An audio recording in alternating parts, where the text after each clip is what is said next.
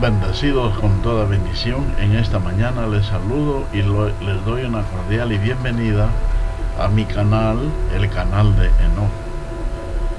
Dándole gracias a Dios primeramente porque Él me da esta palabra, este lugar para estar con ustedes, saludándoles desde aquí, de la nación del Ecuador, a todos los bendecidos a donde quiera que se encuentren, en diferentes lugares del planeta, sobre todo allá en el África, en Etiopía, en Nueva Guinea, en Filipinas, en diferentes partes del África, en Egipto mismo,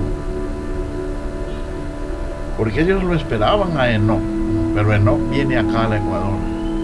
Saludo también en Estados Unidos, en Texas, Boston, Virginia, en todos esos lugares de por ahí que me están enviando a mí los correos, están viendo los enlaces, y hay hermanos que saben hablar bien el español y me preguntan y me dicen: ¿y cómo, hermano, usted supo que usted es Enoch? Hay un ángel que lo guía a la persona. Ese ángel siempre me ha hablado, y esa es la misma voz de ese ángel que escuché, que me dijo la voz: tú eres Enoch, tú eres Enoch. Entonces yo comencé a investigar en la Biblia quién era Enoch. Era la séptima familia después de Adán. Y en el hebreo dice que Enoch fue traspuesto al cielo para no ver muerte, por la fe Enoch, porque el libro de Hebreos en el capítulo 11 habla de la fe. Es pues la fe la certeza de lo que se espera, la convicción de lo que no se ve. Por fe, dicen nuestros padres, empieza desde Abraham, de Noé, preparó el arca, hombres perfectos, hombres llenos de fe. Y también habla de Enoch. Yo lo digo con todo respeto, con toda humildad, no para enaltecerme, no para nada, pero sí aprovecho estos medios importantísimos como es el internet para mandar los mensajes al mundo, y ahí el mundo también, que es inteligente, me va conociendo, porque siempre el hombre de Dios se lo conoce ahí en esa forma, cuando nosotros somos preparados en la palabra del Señor. Ahí el mundo se da cuenta, bendecidos, porque de otra manera entonces, ¿cómo lo pudieran identificar? Es como cuando en Puerto Rico lo identificaron al Hijo del Hombre. Y miren, y el mundo cristiano que siempre escuchaba a los predicadores, a los falsos profetas, que siempre le hablaban que iba a venir Jesucristo y que iba a venir en las nubes, iba a venir volando y decir: aquí está, y no es así. En 2 de Corintios, el capítulo 5, verso 16, dice que a Cristo en la carne ya no lo veremos así como fue en el pasado, como fue el Cristo de Nazaret.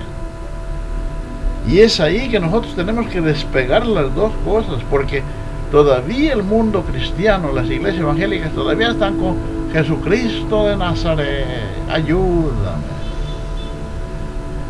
Los pastores dicen: en el nombre de Jesucristo de Nazaret te echo afuera. Todavía están utilizando ese nombre cuando ese nombre ya pasó.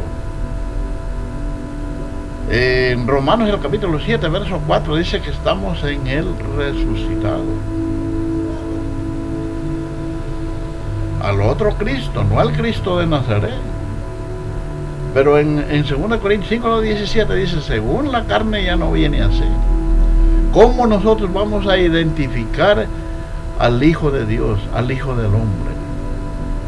Porque en el mundo han salido muchos falsos cristos, hasta mujeres dicen que son cristos.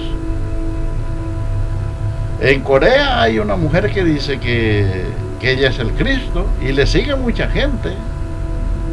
Después se levantó otra copiándole a la mujer de Corea, diciendo que es el Cristo Lisbeth. y hay mucha gente que le está siguiendo, pero en cambio las profecías que están dando las fechas han fallado, y es ahí cuando comienzan a caer. Los falsos profetas, no se diga, en diferentes partes del mundo y ponen fechas. Ahí fallan. Pero yo no le digo que fallan por las fechas. Fallan en la forma de juzgar. ¿Qué dice el apóstol Pablo en el libro de Romanos, el capítulo 2, verso 16? Dice que cuando Cristo venga, Él juzgará al mundo conforme al Evangelio de Pedro, no. Al Evangelio de Santiago, tampoco. Al Evangelio de Juan, mucho menos. El apóstol Pablo dice, juzgará conforme a mi Evangelio. Ese Cristo que venga juzgando de esa manera y enseñando la gracia de Dios, ese es el verdadero. ¿Y quién vino y abrió y predicó en ese Evangelio y ya nos dijo que no habían pecado? Tomó valor a la cruz de Cristo, al derramamiento de la sangre que hubo en la cruz del Calvario. Cuando Él murió en la cruz del Calvario, derramó su sangre y su agua. Entonces Él lo hizo para perdonar nuestros pecados, porque en el libro de Hebreos, el capítulo 9, verso 26, dice que con un solo sacrificio Dios quitó el pecado de en medio. Y si lo quitó al pecado de en medio, ¿por qué la gente anda diciendo que hay pecado? ¿Por qué hacen confeccionarios? ¿Por qué el pastor dice, pasen acá adelante los que estén en pecado? Mentirosos.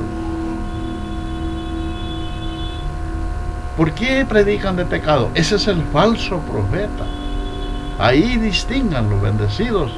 Yo sé que hay muchos hermanos inteligentes y que conocen la Biblia, y con un poquito que se les hable de esto van a ser abiertos nuestro entendimiento y se van a dar cuenta que no hay pecado. Y a todo esto Jesucristo hombre dijo que el diablo fue destruido en la cruz del Calvario, y no lo dice Él. En Hebreos, el capítulo 2, verso 14 dice, por cuanto dice que Dios, viendo que los hijos de los hombres, o dice que Él tomó también forma de hombre, dice para con su muerte destruir a quien tenía el imperio de la muerte, es decir, al diablo, a Satanás. Por cuanto los hijos de Dios, dice, tomaron forma de hombre. O sea, cuando nosotros éramos ángeles y pasamos a la tierra y tomamos forma humana, Dios también lo hizo lo mismo, de esa misma forma, y se llamó Jesús, el Emmanuel, que traducido es Dios con nosotros. Él también lo hizo. Y entonces dice que por medio de la muerte del Señor Jesucristo, destruir a quien tenía el imperio de la muerte. Es decir, que el diablo ya no tiene poder sobre nosotros, sobre nuestro espíritu ya no tiene poder como hijos de Dios, porque Él hasta ahí llegó. Él hasta ahí, Él era dueño del mundo. Pero cuando Cristo murió y resucitó, entonces pasó a ser Dios. Por eso dice en Romanos 9:5 que de quiénes son los patriarcas, y de las cuales según la carne vino Cristo, el cual es Dios sobre todas las cosas, por los siglos de los siglos. Él es Dios mismo. Pero Satanás lo veía a Jesucristo como hombre. Por eso le ofreció los reinos del mundo. Por eso le dijo, ¿por qué no haces que estas piedritas se conviertan en pan? ¿Por qué no te avientas del pináculo del templo? Porque escrito está, a tus ángeles mandará para que no tropieces con tu pie en piedra. Satanás, él se sabe la Biblia también.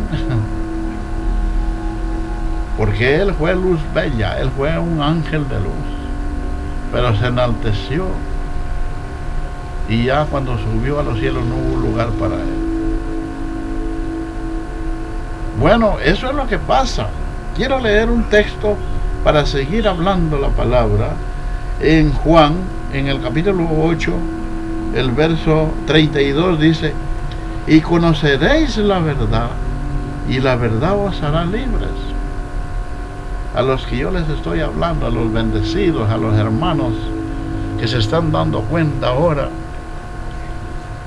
que esta que la estamos hablando ahora es la verdad. No importa que haya venido a tiempo y fuera de tiempo. Por eso el apóstol Pablo le dijo a Timoteo: predica la palabra a tiempo y fuera de tiempo. Este es el tiempo, hermanos. Por eso dice en Corintios, el capítulo 4, del verso 5, que va a llegar un tiempo en que la palabra de Dios será predicada bien clara, ya sin ninguna filosofía hueca, ni viejas sutilezas, ni ninguna cosa de lo que le dijo Pablo a los Colosenses, el capítulo 2, verso 8. Sin rudimentos. Ese es el evangelio que yo predico. Como aquí dice: conoceréis la verdad, y la verdad os hará libres. Hermanos, yo a veces me he ido, porque ahí está mi hija, y yo tengo cuidado de ella, y siempre estaré por ahí. Y el ángel mismo me impulsaba a que me vaya, pero yo no llego ahí como para ser miembro de la iglesia, porque ellos pues, como que se alegran y quieren, y ya piensan que tienen otro hermano más, y no es así. Porque las iglesias cristianas, las iglesias viejas, que le voy a llamar en este término, no han dejado los rudimentos. Y el pastor, él les sirve a esas iglesias como ellas los preparan a ellos. Fíjense, un día les hablaba del profeta Elías, y que no había otro profeta más, porque la escritura lo relata en Mateo, el capítulo 11, del verso 9 hasta el 13, solo hasta ahí les leía también que no hay otro profeta más, no se ha levantado conforme a Elías, y también conforme a Juan el Bautista. Pero más allá, en el verso 14, la escritura dice: si quieren recibirlo, él es Elías. Les estaba hablando de Juan el Bautista. Pero el pastor, esta partecita ya no les hablaba, porque ellos no les enseñan nada sobre la preexistencia del Espíritu. Ahí en el mundo vulgar que le dicen reencarnación, ellos no le enseñan nada, porque para ellos la reencarnación es un demonio. Figúrense, para ellos todo es demonio. Entonces esta partecita no le topó, y como después vino a saludarme, y yo en un momentito ya le dije: ¿por qué no le habló del verso 14 también? Así, hermano, ¿y qué dice ahí? Ahí dice Jesucristo que Juan Bautista era el Elías, si le quieren recibir. Pero ellos no, por eso dice: filosofías huecas y viejas utilezas. Otro día también pasaba, les hablaba de que deben de estar fundamentados en la doctrina de apóstoles y profetas, siendo la principal piedra Jesucristo mismo. Esto lo habla el apóstol Pablo. Y cuando él dice de apóstoles y profetas, siendo la principal piedra Jesucristo mismo, entonces este pastor eso sí les hablaba. Dice: no podemos movernos de Jesucristo, ni de la doctrina de los apóstoles.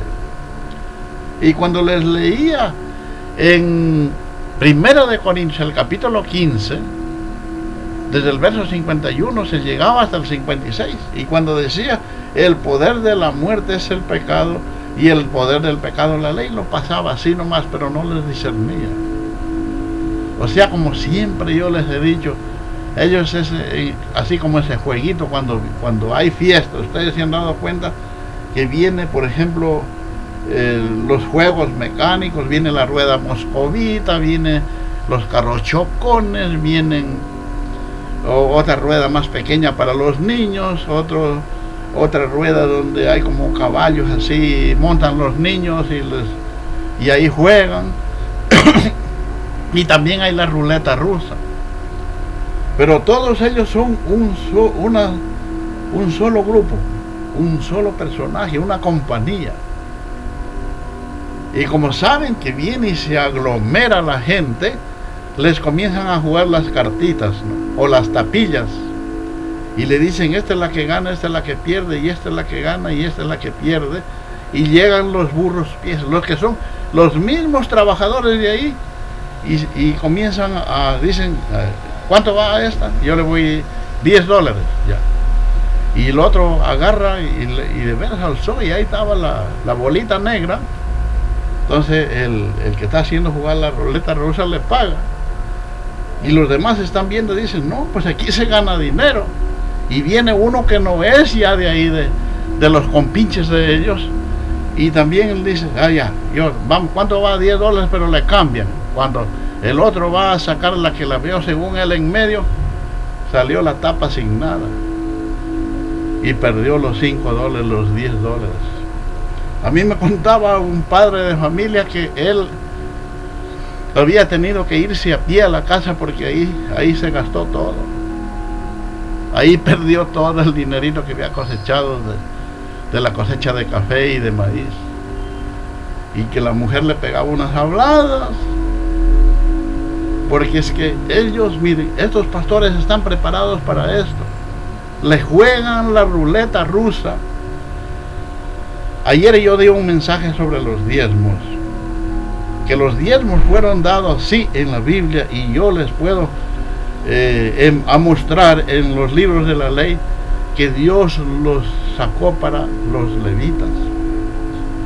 Porque las 12 tribus de Israel, todos tenían heredad menos los levitas, pero los levitas recibían la orden de Dios que deben de recibir los diezmos, y era para ellos. Y también para las viudas. Y que los diezmos eran de los granos que ellos cosechaban, de las cosechas, y también de sus ganados, de las ovejas, de las cabras. Y por eso, y ellos, ¿saben que los pastores cogen una parte del libro de Malaquías en el capítulo 3, versos 9 y 10, y le dicen, pobre de aquel que me habían robado? ¿En qué me habéis robado? En vuestros diezmos. Echad los diezmos a las folí para que vean, para que haya alimento en mi casa, y Dios les va a abrir las ventanas de los cielos. Claro, la Biblia dice así, pero eso es para el pueblo de Israel. Y entonces ellos cogen esto y les enseñan a la membresía, a la iglesia, a los ingenuos que están ahí, que no se dan cuenta de lo que dice la Biblia. Y ellos hacen una comparación y dicen Antiguo Testamento y Nuevo Testamento, pero cogen el Nuevo Testamento empezando del libro de Mateo. Claro que según la Biblia ese es el Nuevo Testamento, pero ahí relata la historia de Jesucristo y los pasos, las obras, el evangelio que predicó Jesucristo y el poder, la fuerza que él tenía, porque para eso vino él, a realizar milagros, prodigios, señales de los que hacía Jesucristo. Entonces Jesucristo dice en la Biblia que él vino a cumplir la ley, y él cumplió la ley a cabalidad. ¿Cuál ley, hermanos? La ley mosaica. Aunque en esos tiempos, con la venida de Jesucristo, ya se estaban dejando ciertos sacrificios de los que habían en el pasado. Mire, en el capítulo 23 de Mateo, el verso 23, mire cómo les habla Jesucristo. Y dice: ay de vosotros, escribas y fariseos hipócritas, porque diezmáis de la menta, del eneldo y del comino, y dejáis lo más importante de la ley, la justicia, la misericordia, la fe. Esto era necesario sin dejar de hacer aquello. Guías ciegos, que coláis el mosquito y tragáis el camello. Hermanos, cuando Cristo se refería al camello, ¿saben cuál es? Los diezmos. Por eso dice que él decía guías ciegos. Ustedes mentan ustedes dan el diezmo de todo, del eneldo, del comino, pero dejan lo mejor, la justicia y la verdad. Entonces los apóstoles, los pastores también se cogen este texto y le leen a la feligresía. Dice, esto está en el Nuevo Testamento, hay que diezmar. Mentirosos. Yo si quiere, mire, yo le llevo en este momento en el capítulo, en Hebreos, en el capítulo 7, donde, y ahí le habla bien clarito, y yo le voy a explicar para no pasar, para como quien dicen, para que el cuento no se haga muy largo. El capítulo 7, el verso 5, dice, mire cómo dice aquí: ciertamente los que de entre los hijos de Leví reciben el sacerdocio y tienen el mandamiento de tomar del pueblo los diezmos según la ley, es decir, de sus lomos, aunque estos también hayan salido de los lomos de Abraham. A este pastor, ¿verdad? Este pastor también les hablaba de los diezmos y les decía, ustedes tienen que dar los diezmos. Y también llegó al libro de Hebreos, pero ¿sabe cómo? ¿A dónde le leyó? Desde el capítulo 7, desde el verso 1 hasta el verso 3. ¿Por qué no se le alargó más allácito al verso 5? Y a mí me comía la lengua y me hacía ganas de decir, hey, un ratito, lea un poquito más allá. Así son estos. Mire cómo dice los primeros textos del capítulo 7 de Hebreos. Dice que volvía, dice, cuando Melquisedec volvía de la derrota de los reyes, le bendijo, cuando Abraham. Y quien asimismo dio a Abraham los diezmos de todo, cuyo nombre significa primeramente rey de justicia, también rey de Salem, esto es rey de paz, sin padre, sin madre, sin genealogía, ni principio de días, ni fin de días, sino hecho y semejante al Hijo de Dios, permanece sacerdote, dice, para siempre. Considerar pues cuán grande era este, a quien aún Abraham, el patriarca, dio los diezmos del botín. Hasta ahí llegó, hasta el verso 4. Entonces le decían, ven hermanos, Abraham le dio los diezmos a Dios, a Melquisedec, y les enseñaba que Melquisedec es Dios mismo, sin padre, sin madre, sin genealogía, sin principio de días ni fin de días. Claro, pues era Dios mismo. Y Abraham le dio los diezmos, pero en el último verso, en el capítulo 7, verso 4, que dice, del botín, o sea, cuando Abraham ganó la guerra con los reyes que estaban para llegar a la tierra de Canaán, fue verdad. Y del botín, o sea, de lo que había ganado de la guerra, le dio los diezmos a Dios.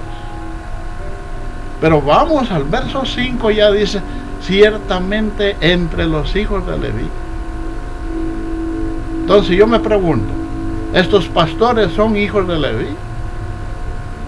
¿Son descendientes de la tribu de Leví? No, Señor. No se deje engañar. Para esto vengo yo, para hacerles ver, para que abrirle los ojos del entendimiento. Y por eso hay iglesias que se están quedando vacías, porque hay hermanos que ya no les entra esto.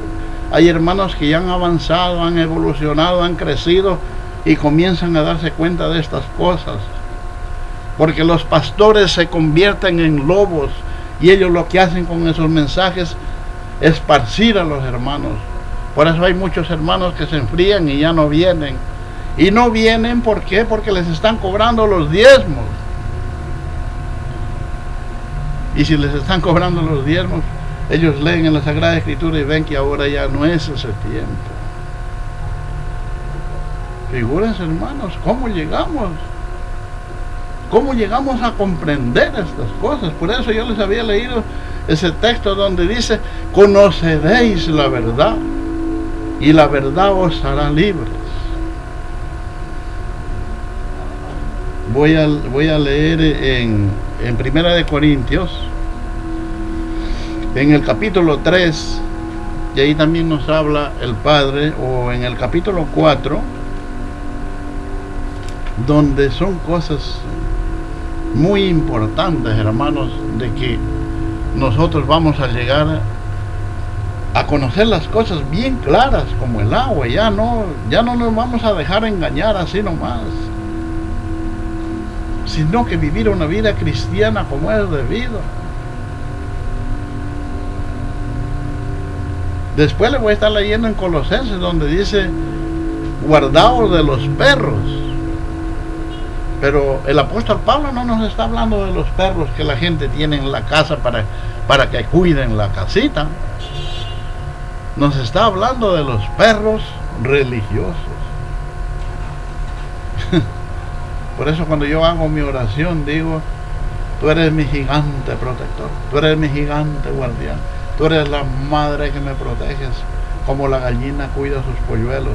Me libras de hombres malos y perversos, de mujeres malas y perversas.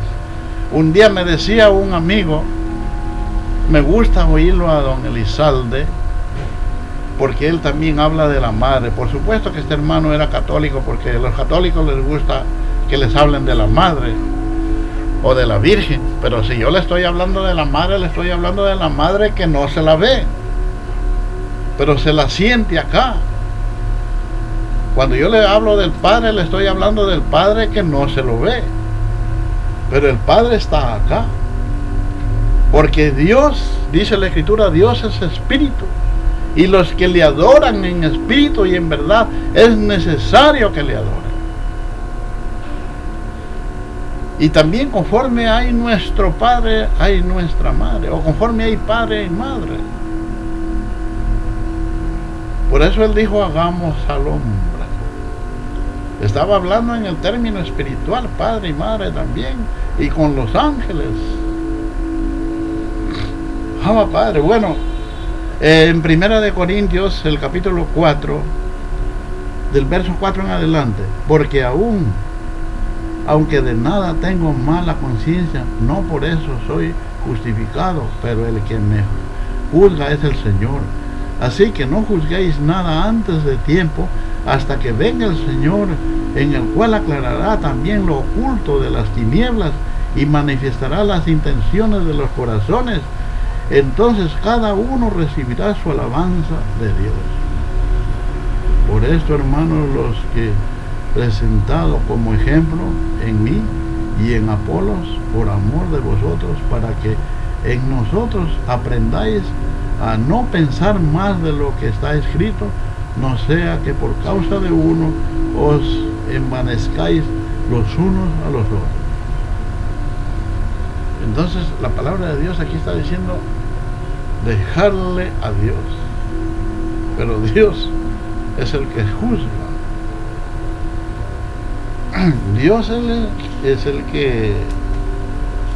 que nos va a hacer entender. En el capítulo 13, de Primera de Corintios, nos da unas aclaraciones muy importantes. Dice aquí el Señor: ahora hay bien diversidad de dones, pero el Espíritu es el mismo. Hay diversidad de ministerios, pero el Señor es el mismo. Y hay diversidad de operaciones, pero Dios, que hace todas las cosas en todos, es el mismo.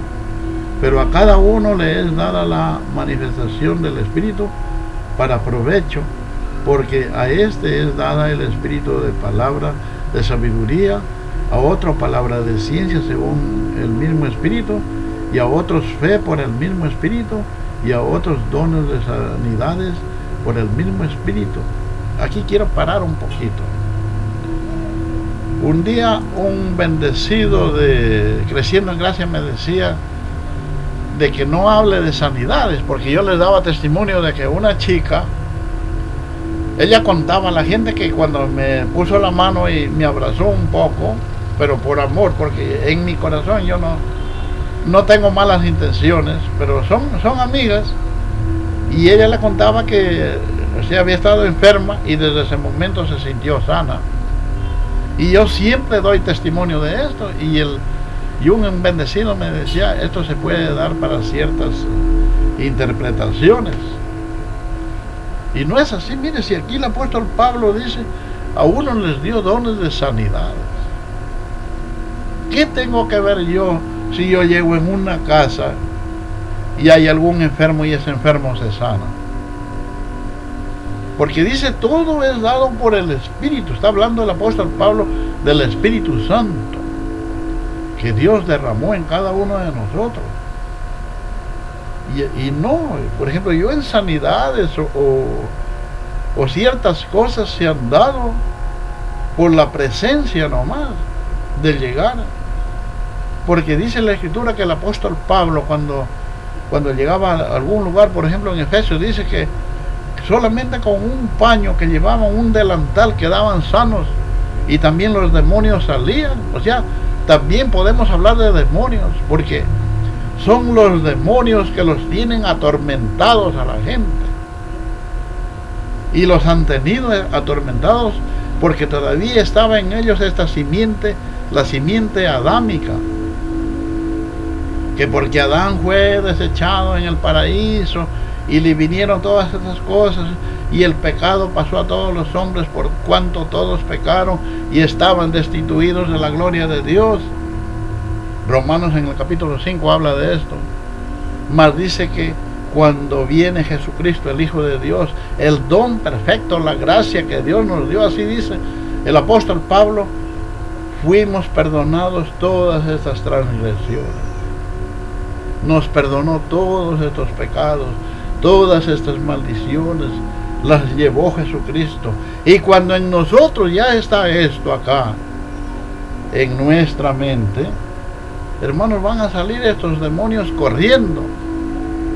Y no va a haber lugar para ellos ya. El demonio de la enfermedad, de la tristeza, de la melancolía, de la pobreza, de la iniquidad, de las brujerías, de los amarres, hechizos, todas estas cosas salen volando, hermano. Yo he sentido cuando ves el zinc tronaba así, ¡plum! Y la gente decía, ¿qué será? Pero como yo ya sabía, ya me daba cuenta que era ese animalito que estaba ahí y salía corriendo. ¡Abba, Padre! Así son las cosas.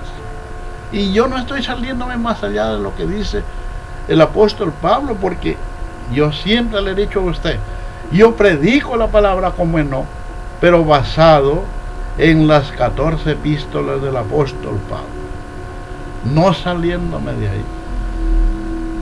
Y sigue diciendo todavía,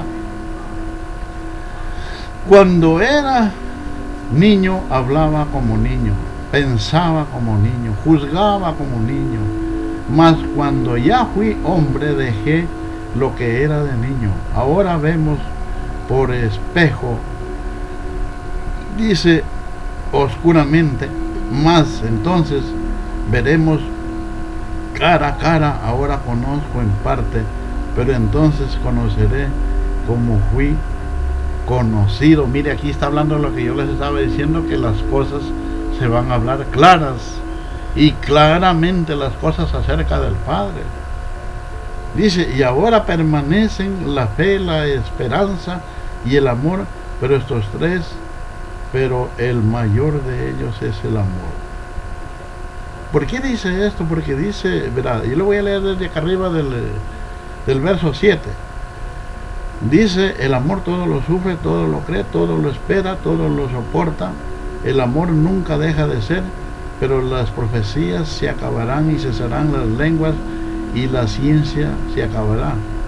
Porque en parte conocemos y en parte profetizamos, mas cuando venga lo perfecto, entonces lo que era en parte se acabará.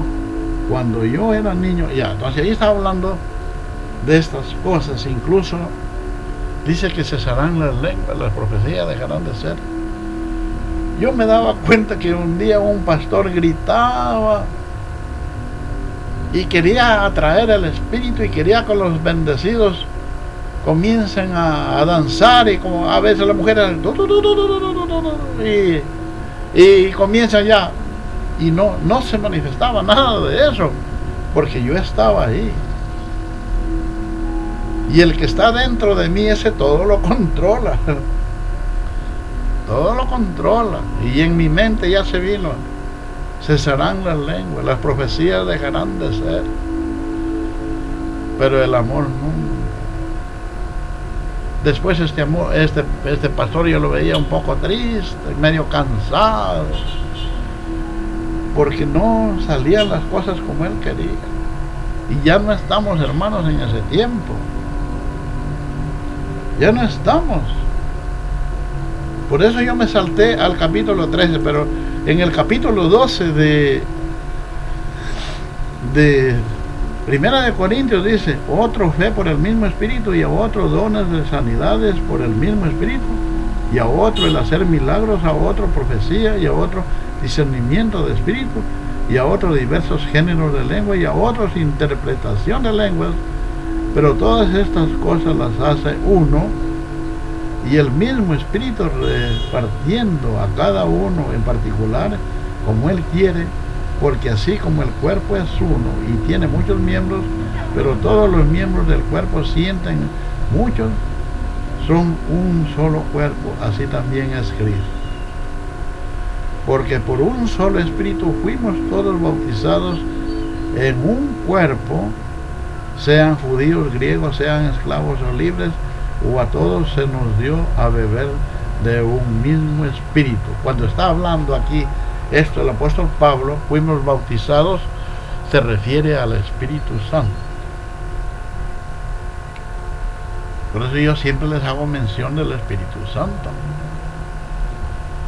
Y el Espíritu Santo, cuando se derrama, Dios, cuando Él tiene misericordia, Él no está viendo de dónde.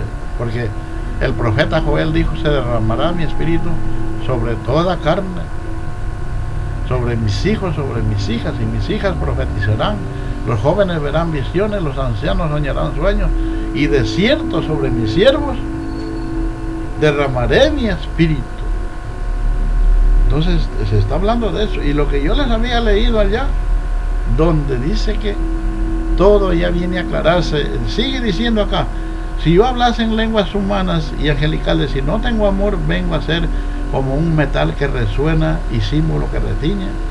Y si tuviese profecía y entendiese todos los misterios y toda ciencia, y si tuviese toda la fe de tal manera que trasladase a los montes, y no tengo amor, nada soy. Y si repartiese todos mis bienes para darlos a comer a los pobres, y si entregase mi cuerpo para ser quemado, y no tengo amor, de nada me sirve. El amor es sufrido, es benigno, el amor no tiene envidia, el amor no es jactancioso, no se envanece, no hace nada indebido, no busca lo suyo, no se irrita, no guarda rencor, no se goza de la injusticia, más se goza de la verdad. Todo lo sufre, todo lo cree, todo lo espera y todo lo soporta. El amor nunca deja de ser.